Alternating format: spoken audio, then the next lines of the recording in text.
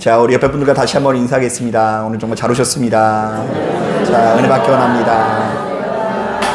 예, 감사합니다. 날씨가 이제 제법 무더워졌는데, 이렇게 궂은 날씨 가운데도 불구하고 이 자리를 지키시는 저와 여러분들의 심령 가운데 주께서 허락하시는 평안과 기쁨이 함께 하시게 되시기를 주님의 이름으로 축복합니다. 교회를 다니는 우리들은 기도를 할 때마다 이렇게 마무리를 합니다. 예수님의 이름으로 기도합니다. 아멘.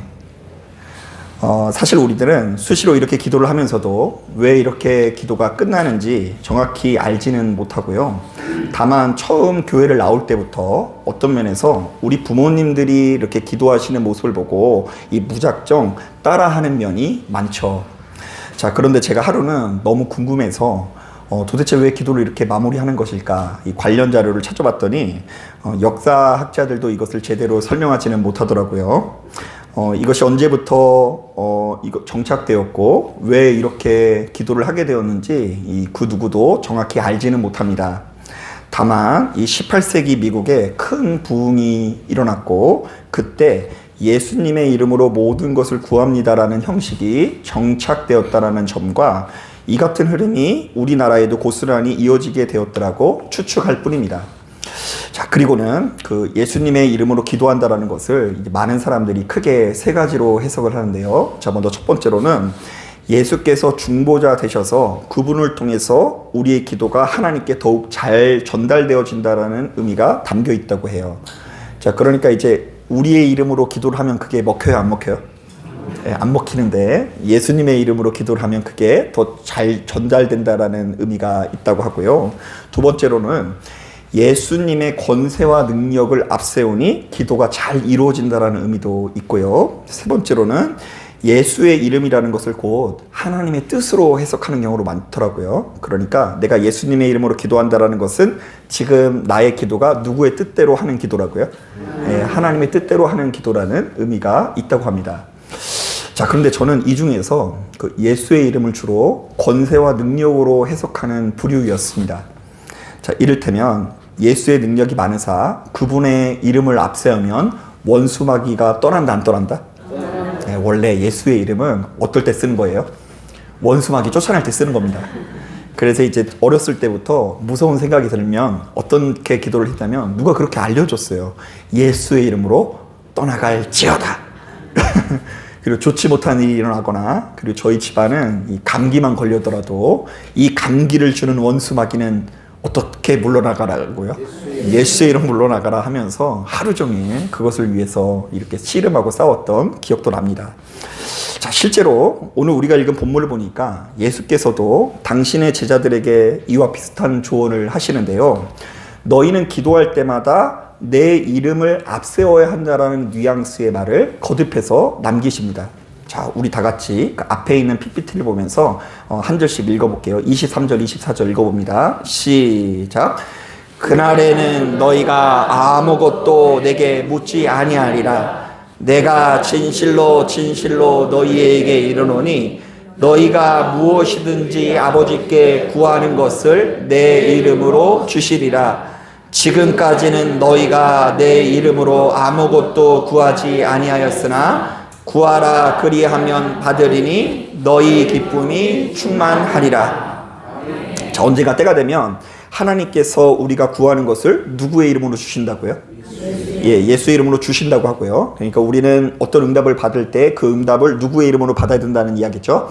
예수의 이름으로 받아야 된다는 이야기고요. 또한 그때부터 우리는 누구의 이름으로 구하는 기도를 한다고요? 예수의 이름으로 구하게 된다고 하는데요. 그런데 이 모든 가르침에는 예수님의 이름으로 하는 기도가 그렇지 않은 기도보다 훨씬 더 나은 기도라는 전제가 있죠. 자, 그렇다 보니 우리들은 이런 생각을 할 수밖에 없을 것 같습니다. 역시 예수님의 이름으로 하는 기도가 능력 있는 기도구나. 나는 어떤 경우에도 이 기도할 때에 예수의 이름을 앞세워야 하겠다. 자, 여러분, 물론 이것이 전혀 틀린 이야기는 아니지만 여러분, 본문을 해석할 때는 크게 두 가지를 고려해야 되는데요. 자, 먼저 첫 번째로 예수께서는 지금 거듭해서 자신의 죽음과 부활에 대해서 말씀하신다라는 것을 고려해야 합니다. 자, 오늘 본문을 보면 오늘 본문의 내용은요, 어떤 면에서는 기도에 대한 가르침이라기보다 오늘 본문 내내 어떤 것이 흐르고 있다고요? 예수의 죽음과 부활에 대해서 이야기하는 것을 고려해야 돼요. 자, 이게 무슨 말일까? 여러분, 이 말씀을 한번 읽어볼게요. 같이 한번 읽어보겠습니다. 시작. 조금이 있으면 너희가 나를 보지 못하겠고 또 조금이 있으면 나를 보리라. 여러분, 이게 무슨 얘기인 줄 아시겠어요? 제 해석도 달아놨습니다. 조금 있으면 내가 십자가에 달려서 어떻게 된다고요? 죽으니까 못 본다는 것이고요. 조금 있으면 나를 본다라는 것은 내가 다시금 부활하니까 너희가 보게 될 거라는 의미가 있어요. 자, 그 뒤에 말씀을 보면 비슷한 말씀이 있는데요. 우리 다시 한번 읽어보겠습니다. 시작. 여자가 해산하게 되면 그때가 이르렀으므로 근심하나 아기가 낳으면 세상의 사람 난 기쁨으로 말미암아 그 고통을 다시 기억하지 아니하니라. 자, 이것도 어떤 의미가 있냐면요. 내가 십자가에 달려 죽는 것을 보고 너희가 이제 어떻게 될 거라고요? 너무 큰 고통스럽겠지만 내가 다시금 부활하는 것을 보고 나면 그 고통을 압도하고도 남는 뭐가 찾아온다고요? 기쁨이 찾아온다라는 이야기를 하고 있어요. 그러니까 이제 오늘 본문 내내 계속해서 예수님의 이름으로 하는 기도를 언급하시면서 예수께서는 주님의 죽음과 부활을 이야기하고 있다는 것이 우리가 성립이 되는 거죠. 자, 그런가 하면 두 번째로 지금 예수께서는 거듭해서 기도의 응답이 아니라 기쁨에 대해서 말씀하신다라는 것을 고려해야 합니다.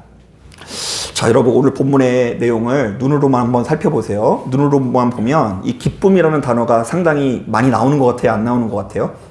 많이 나와요. 한번 세볼까요? 자, 20절을 보니까 기쁨이라는 단어가 2번 나와요. 사실은 이 기쁨이라는 단어가 20절에 2번 나오고 21절에도 기쁨, 22절에도 기쁨, 24절에도 또 어떤 단어가 나오죠? 기쁨이라는 단어가 나옵니다. 자, 바로 이때 이 본문에 나오는 기쁨은 무엇을 말할까? 예수께서 십자가에 못 박혀 돌아가셨다가 다시 살아난 것을 목격한 자의 기쁨을 말합니다. 자, 한번 따라 보겠습니다. 예수께서 십자가에 못 박혀 돌아가셨다가 다시 살아난 것을 목격한 자는 꺼지지 않는 기쁨을 얻게 될 것이다. 예, 이런 의미가 있어요. 자, 그러니까 오늘 본문에서의 기쁨은 그냥 우리가 어쩌다가 갑자기 복권에 당첨돼서 얻어지는 기쁨을 말하는 게 아니라 부활하시는 예수님을 목격한 자의 기쁨인 거예요. 그 기쁨이 계속해서 언급되고 있어요. 자, 그렇다면 이 두 가지 내용을 고려하면 앞서 우리가 묵상한 23절부터 24절의 내용이 좀 다르게 보일 수 있어요. 자, 우리 같이 한번 읽어볼게요. 자, 다시 한번 읽어보겠습니다. 아까 읽어본 말씀인데 이런 관점에서 한번 읽어볼게요. 23절, 24절 시작. 그날에는 너희가 아무것도 내게 묻지 아니하리라. 내가 진실로 진실로 너희에게 이르노니 너희가 무엇이든지 아버지께 구하는 것을 내 이름으로 주시리라. 지금까지는 너희가 내 이름으로 아무것도 구하지 아니하였으나 구하라 그리하면 받으리니 너희 기쁨이 충만하리라. 자, 이 말씀을 다시 한번 읽어보니까 이번에 어떤 단어가 좀 눈에 들어와요? 그날에는 이라는 말에 동그라미를 쳐야 됩니다. 자, 이것은 예수께서 죽었다가 다시 살아나는 것을 목격한 날을 의미하는데요. 자, 그날이 오면 성도는 그 어떤 상황 속에서도 부활하신 예수님의 이름을 앞세우게 된다라는 것이고요.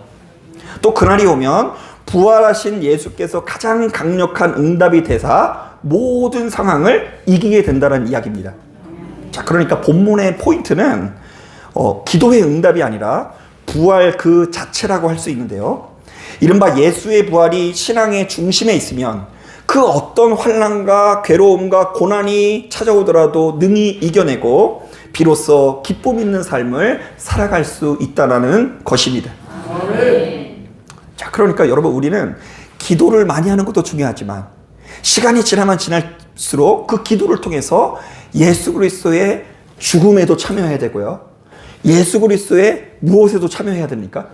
부활에 참여할 수 있어야 돼요. 그러니까 나는 곧 있으면 죽어. 나는 이제 아무리 애를 써도 곧 있으면 죽지만, 그런데 그것이 끝이 아니라 또 다른 세계가 있다라는 믿음이 우리에게 찾아와야 한다는 것이죠. 그리고 그러한 믿음이 자리 잡은 사람들은 이 땅에서 무수히 많은 고난과 괴로움을 능히 이길 수 있다라는 것입니다. 여러분, 실제로 예수의 죽음을 목격한 제자들에게 바로 이 같은 변화들이 여지없이 찾아옵니다. 자, 여러분들이 잘 아시는 것처럼 예수께서 처형을 당하시자 제자들은 문을 굳게 잠고 사람이 눈에 띄지 않는 곳에 숨어들게 됩니다. 조금 더 살자고. 그러니까 이제 자기도 역시 예수처럼 죽임을 당할까봐 이 문을 다 닫고 구석에 숨어듭니다. 심지어 여러분, 수제자인 베드로는 닭 울기 전에 예수를 몇 번 부인하죠? 3번 부인한다. 이것은 이스라엘 안에서 한두 번 부인하면 실수로 부인한 건데 3번 부인했다는 것은 완전히 부인했다는 의미예요. 자, 그 완전히 배신자가 돼버렸어요. 자, 이것은 이들이야말로 지금 부활하신 예수님을 마주하기 전에는 해산하기 직전의 여인처럼 큰 고통과 두려움에 사로잡혀 있는 것을 드러냅니다. 자, 예수님의 제자라고 해서 처음부터 대단한 사람이었던 것이 아니라 부활하신 예수님을 만나기 전에는 무서워서 어떻게 했다고요? 벌벌 떨고 있었다라는 거예요. 하지만 이들은 부활하신 예수를 만난 이후에 전혀 다른 사람으로 거듭나게 되는데요. 그들은 자신들을 죽일 권한이 있는 대제사장 앞에서도 조금도 위축되지 않고 이렇게 말합니다. 하나님 앞에서 너희의 말을 듣는 것이 하나님의 말씀을 듣는 것보다 옳은가 판단하라. 우리는 보고 들은 것을 말하지 아니할 수 없다. 자, 쉽게 말하면 니네가 아무리 예수를 전하지 말라고 하더라도 우리는 그것을 안 듣고 끝까지 예수를 전하겠다라는 이야기입니다. 자, 여러분, 뿐만 아닙니다. 제자들이 부활하신 예수님을 마주하기 전에는 서로 누가 더 크냐면서 권력 다툼을 벌였어요. 자, 사실 이들은 예수님을 왜 따라다닌 줄 아세요? 자, 그게 다 자기 계산이 깔려 있던 건데요. 예수께서 어떤 분이라고 이들은 이해를 했냐면 그 로마 식민지에서 이스라엘을 독립시킬 정치적인 왕으로 계산을 한 거예요. 자, 이 땅에 오시면 메시아가 오면 로마는 죽는다. 그리고 예수께서 왕으로 즉위한다. 그러니까 그날이 오면 나는 좌의정 차지하고 쟤는 우의정 차지하고 이런 계산이 깔려 있었습니다. 자, 하지만 이들은 부활하신 예수를 목격한 이후에 그 신앙의 방향이 완전히 바뀌게 됩니다. 이 땅에서 좋은 벼슬을 사는 것에 대한 어떤 그런 열망이 완전히 사라지게 돼요. 자, 이들은 더 이상 세상의 영광에 연연하지 않게 되고요. 심지어 자신의 목숨에도 집착하지 않게 되는데요. 실제로 사도행전 5장을 보니까 그들은 공회에서 채찍질을 당한 후에 감옥에 풀려나면서도 이런 태도를 보였다고 합니다. 사도들은 그 이름을 위하여 능욕받는 일에 합당한 자로 여기심을 기뻐하면서 공회의 앞을 떠나니라. 자, 그러니까 예수 때문에 핍박받는 것이 힘든 일이라 그래요? 기쁜 일이라 그래요? 기쁜 일이라는 고백을 남기는 거예요. 자, 그렇다면 여러분, 이 말씀을 여기까지 듣고 있는 여러분들은 지금 우리의 기도가 부활하신 예수님을 앞세우는 기도인가? 부활하신 예수님의 이름으로 하는 기도인가를 돌아봐야 합니다. 자, 한번 따라 보겠습니다. 지금 나의 기도는 부활하신 예수님의 이름으로 하는 기도인가? 부활하신 예수님의 이름으로 하는 기도인가? 자, 여러분들의 기도는 여러분들의 이름으로 하는 기도예요? 아니면 예수님의 이름으로 하는 기도예요? 예수님의 이름으로 하는 기도해야 될 줄로 믿습니다. 자, 그런데 만약 우리의 기도가 여전히 내 상황을 내 뜻대로 바꿔주세요, 남들보다 더 높은 자리에 앉게 해주세요, 남들보다 더 인정을 받게 해주세요, 이 수준에 머물러 있다고 한다면 그것은 부활하신 예수님을 목격하기 전 제자들의 모습과 크게 다를 바가 없습니다. 그리고 이런 분들은 아무리 열심히 기도를 해도 좀처럼 평화를 누리지 못하는데요. 왜냐하면 어떤 문제가 해결되면 또 다른 문제가 온다 안 온다? 예, 오기 때문이에요. 이 병을 고침을 받으면 또 다른 병이 온다 안 온다? 오면 그때부터 또 그것을 가지고 괴로워할 수밖에 없죠. 하지만 부활하신 예수님의 이름으로 기도하는 사람은 다릅니다. 비록 내 앞에 질병의 문제, 재정의 문제, 불화의 문제가 가득할지라도 쉽게 무너지지 않는데요. 예수께서 22절에서 이렇게 말씀하셨기 때문입니다. 지금은 너희가 근심하나 내가 다시 너희를 보리니 너희 마음이 기쁠 것이요 너희 기쁨을 빼앗을 자가 없으리라. 아멘. 자, 예수께서는 근심이 없어진 다음에 기쁨이 온다라고 하시지 않으셨습니다. 너희가 근심하고 있는 그 한복판에서 빼앗기지 않는 기쁨을 주시겠다고 약속하시는데요. 엄연히 따졌을 때 상황이 바뀌어서 오는 기쁨은 바로 그 상황에 따라서 또다시 바뀔 수가 있는 거 아닙니까? 자, 상황이 좋아져서 기쁜 것은 상황이 나빠지면 또 기쁨을 누려요, 못 누려요? 못 누립니다. 자, 그러나 부활하신 주님을 통한 기쁨은 그 어떤 상황에서도 요동하지 않습니다. 사망 권세를 깨뜨리신 주님께서 지금 내 기도를 듣고 계시며 나와 함께 계심을 믿고 힘을 낼 수밖에 없고요. 또한 그분께서 우리에게 더 좋은 처소를 주실 것에 대한 믿음을 가지고 있기 때문에 큰 기쁨을 누릴 수밖에 없는 것입니다. 자, 저는 그 한 사람의 평범한 목사로서 이 같은 사실을 점점 더 확신하게 되는데요.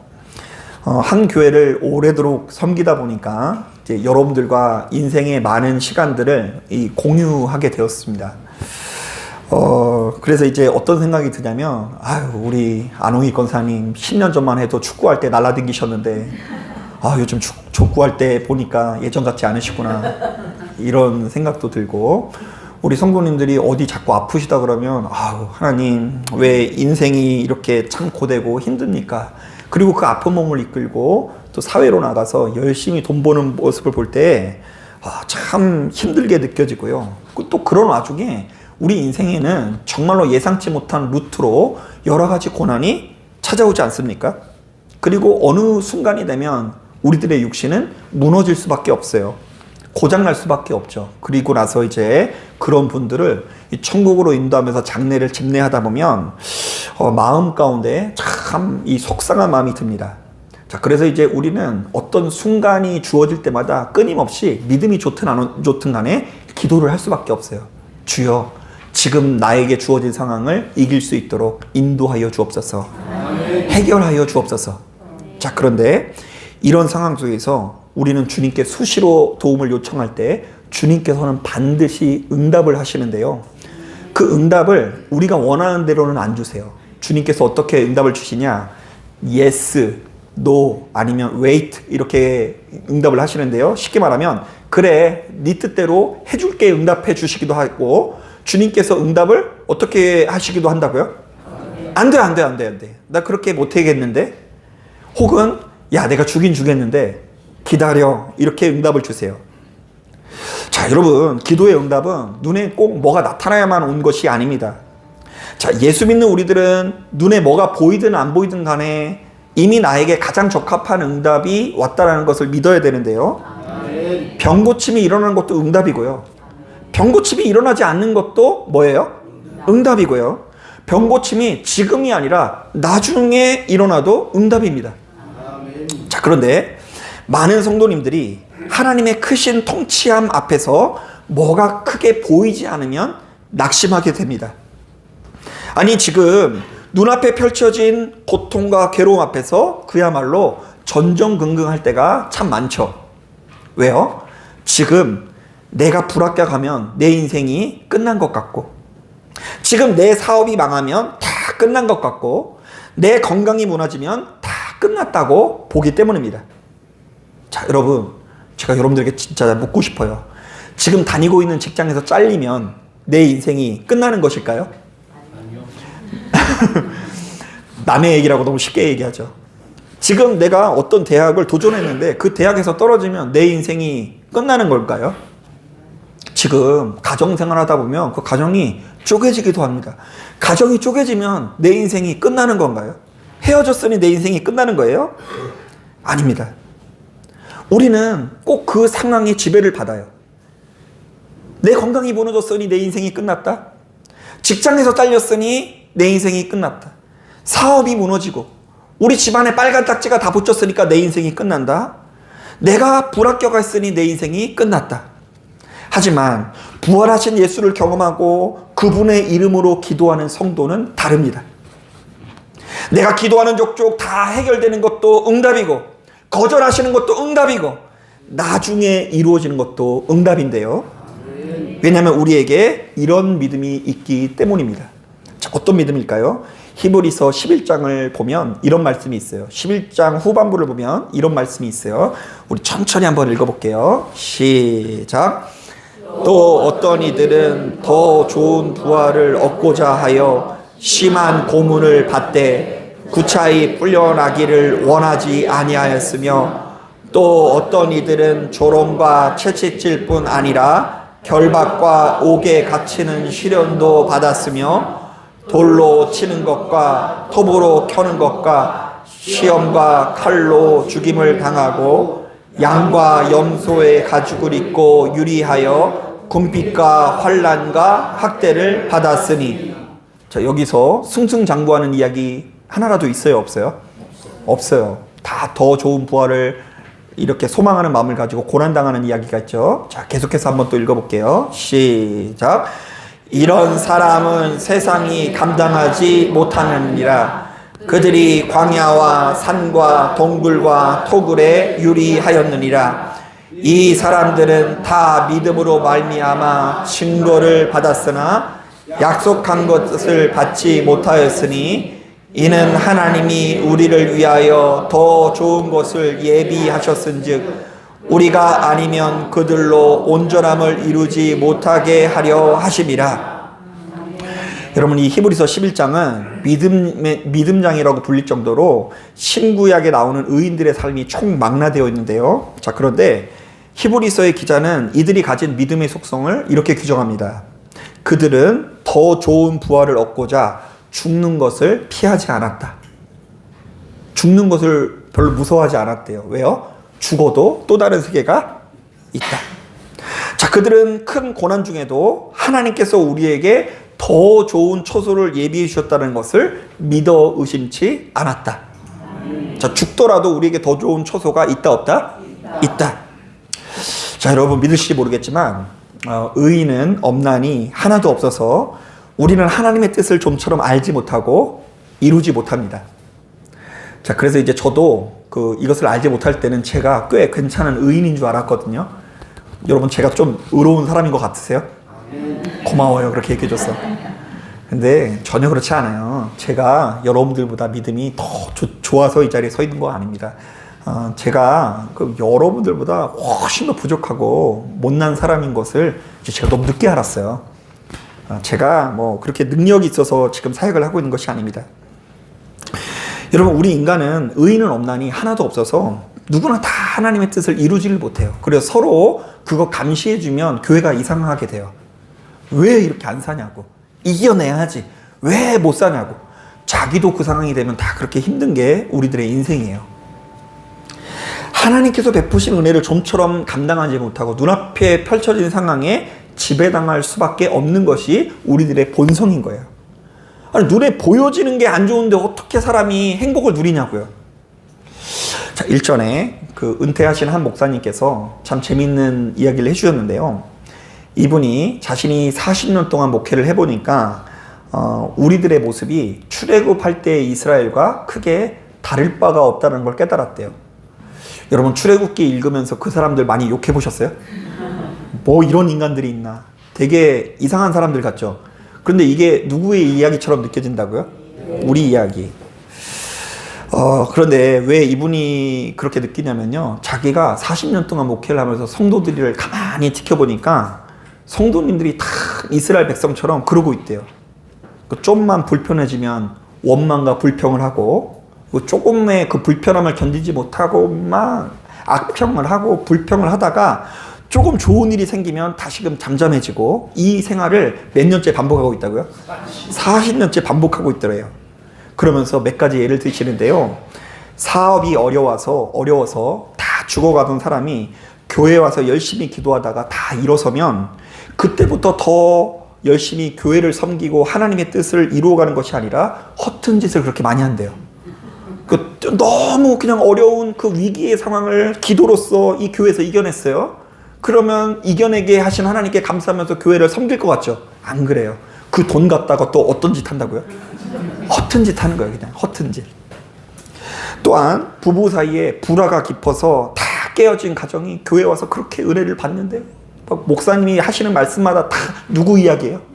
내 이야기예요. 그래서 부부가 말씀을 듣고 다 깨어진 가정, 뭐 이미 그냥 도장만 안 찍었지 다 흩어져 있는 가정이 하나가 됐어요. 그러면 그때부터 부부가 합력해서 선을 이루기보다 똘똘 뭉쳐서 이 사람 저 사람을 실족시킨대요. 다 교회 못 나오게 해. 이 사람 저 사람 우리가 이제 한 편이에요. 자, 그러면서 하시는 말씀이 인간은 적당한 고난이 있어야지 은혜도 받고 하나님 안에서 생명을 누리지 형통하면 안 될 것 같다라는 이야기를 하시더라고요. 뭐 개구리 뭐 어떤 시절 모른다고요? 올챙이 시절 모른다나 뭐 그런 얘기를 하시면서 한숨을 푹푹 쉬더라고요. 자, 물론 저도 목회하다 보니까 이분의 말씀을 공감할 때가 많습니다. 사람은 여기까지 인도하신 하나님의 은혜를 좀처럼 신뢰하지 못하고 그저 눈앞에 펼쳐진 상황에만 집중할 때가 너무나 많죠. 정말로 참을 수 없이 가벼운 존재가 인간이에요. 하지만 그럼에도 불구하고 부활에 대한 소망을 가진 성도들은 다릅니다. 또 다른 세계를 인정하는, 천국에 대한 소망을 인정하는 사람들은 다릅니다. 자, 이들은 이 세상이 전부라는 것을 아니라는 걸 깨닫고 조금 형통해도 지나치게 흥분하지 않고요. 지금 좀 어려워도 지나치게 절망하지 않습니다. 다만 저 천국을 바라보면서 오로지 하나님께 인정받는 삶을 살아갈 수밖에 없는 것입니다. 자, 그래서 저도 역시 그렇게 신실한 성도님들의 모습을 보면서 저 자신을 쳐서 날마다 복촉시키기 위해서 노력하는데요. 자, 가만히 보면 우리 성도님들 중에 존경스러운 성도님들 얼마나 많은지 몰라요. 여러분, 그래도 저는 직업이 말씀을 전하는 일이니까 수요 예배, 금요 예배 빠질 수가 없잖아요. 그죠? 주일날 빠질 수가 없어요. 열심히 나와요. 그런데 우리 순두 집사님 오늘도 그냥 전주에 계시다가 돌아오셔가지고 그냥 어떻게든 예배에 참석하시려고 하는 모습을 보면 존경스럽고요. 우리 윤현옥 권사님도 아픈 몸을 이끌고 어떻게든 쳐서 복종시켜서 이 자리에 나오시는 모습을 보고 존경스러울 때가 너무나 많이 있습니다. 자, 그런 모습을 보면서 저도 정말로 하나님께서 우리에게 허락하시는 진짜 복이 무엇인지를 놓고 자꾸 마음을 교정하고 있어요. 자, 그러나 성도가 부활하신 예수의 이름을 앞세우지 않고 세상적인 눈, 인간적인 눈으로만 살면 지금 나에게 필요한 것이 딱 한 가지밖에 없어요. 돈밖에 없는 거예요. 돈밖에 없는 시대예요. 여러분, 제가 문제를 낼게요. 여러분, 제가 어떻게 해야 우리 자녀들을 더 아름답게 키울 수 있을까요? 뭐가 필요하다고요? 돈이 필요한 것처럼 느껴질 수 있지 않나요?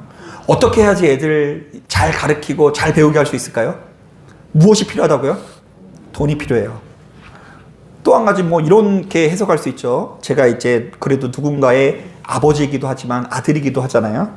어떻게 해야 저희 부모님 에어컨도 사드리고 핸드폰도 사드리고 집도 져드리고 자동차도 사드릴 수 있을까요? 그때 필요한 게 뭐밖에 없어요? 돈밖에 없죠. 그리고 지금 당장에 여름 왔으니까 여행 가야 되잖아요. 그죠? 지금 제가 어떻게 해야 여행도 다니고 무엇이 있어야 노후가 어렵지 않고 힘을 낼 수 있을까요? 순전히 돈이 최고라는 생각이 들 수밖에 없습니다. 자, 하지만 사망 권세를 이기시고 부활하신 예수님을 묵상할 때 그런 저의 기도가 바뀌게 되는 것입니다. 이 땅에 썩어질 금한 보화가 잠시 잠깐 누릴 안락함보다 하나님께서 제게 맡겨주신 여러분들의 영혼이 천하보다 귀하다라는 걸 깨닫고 그것을 위해서 헌신하게 되는 것이죠. 아멘. 그리고 그때부터 저의 연약한 입술을 닫고 부활하신 예수님의 이름을 앞세우면서 이렇게 기도합니다. 주님, 우리 성도님들이 고난을 이겨낼 믿음을 허락하여 주시옵소서. 아멘. 세상의 형통함에 취해 하나님을 떠나는 것이 아니라 눈물 골짜기를 지날지라도 부활의 기쁨을 누리는 진짜 성도가 되게 하여 주시옵소서. 네, 그렇게 기도를 하게 돼요. 자, 사랑하는 여러분, 말씀을 정리합니다. 자, 오늘 말씀이 좀 내용이 어려웠죠. 자, 우리는 오늘도 기도를 마치며 이렇게 기도를 할 것 같아요. 기도를 마치면서 또 오늘도 우리는 어떻게 기도할까요? 예수님의 이름으로 기도합니다. 아멘. 자, 그런데 오늘 설교를 들으시고 나니까 여기에 담긴 영적인 의미를 좀 아시겠어요? 이것은 그저 원수마귀를 내어 쫓는 주문이 아닙니다. 그리고 내 상황을 내 뜻대로 바꾸는 도깨비 방망이가 아닙니다. 자, 많은 성도님들의 기도가 거기에 머물러 있어요. 자, 그러니까 원수 마귀 쫓을 때 누구의 이름을 앞세운다고요? 예수 이름을 앞세우고, 그리고 또 모시는 신이 커야지 소원이 잘 이루어진대. 그래가지고 지금 주어진 상황을 이겨내기 위해서 병을 내어 쫓거나 사업이 잘 되기 위해서 그렇게 예수의 이름을 앞세우는 분들이 굉장히 많아요.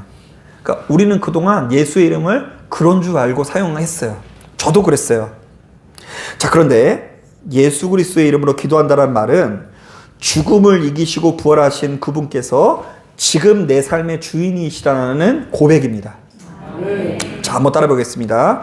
죽음을 이기시고 부활하신 주님께서 내 삶의 주인이십니다. 그냥 주님이 아니라 어떤 주님이요? 부활하신 주님이에요. 부활하신 주님. 주님이 앞에서 다 죽으신 줄 알았는데 살아났잖아요. 그것을 목격한 제자들의 기도가 어떻게 바뀌었는지를 주목해야 돼요. 예수님을 부활하기 전의 모습을 보던 예수님의 부활하신 모습을 보기 이전의 제자와 본 이후의 제자들이 바뀌었다는 거예요, 기도가. 자, 그리고 여기엔 어떤 고백이 담겨 있냐면요. 지금 내 상황이 너무 처참할지라도 주님께서 내 기도를 들으신다, 안 들으신다? 들으시고 이 세상이 전부가 아니라 그분께서 더 좋은 초소를 예비하셨다라는 믿음의 선언입니다. 한번 따라해 보겠습니다. 이 세상이 전부가 아니라 더 좋은 초소를 예비하셨다. 네. 실제로 제가 과거에 그 전도사 시절에 루게릭병을 앓고 있는 이제 환우들한테 가서 찬양도 하고 위로하는 그렇게 사역을 한 적이 있는데요. 이 루게릭이라는 병이 진짜 몹쓸 병이에요. 정신은 멀쩡한데요. 몸에 있는 근육이 하나하나 퇴화해서 내 머리로 움직여 했을 때 움직이지 않게 되는 지경에 이르더라고요. 그러면 이제 자기 육체에 갇혀서 그 머리는 가만히 있는데 눈동자 움직이는 거 외에는 자기 몸을 자기 맘대로 할 수가 없는 거예요. 자, 그러면 여러분 이분들의 인생이 끝난 것 같죠? 자, 세상적인 눈으로 보았을 때 끝난 것 같아요.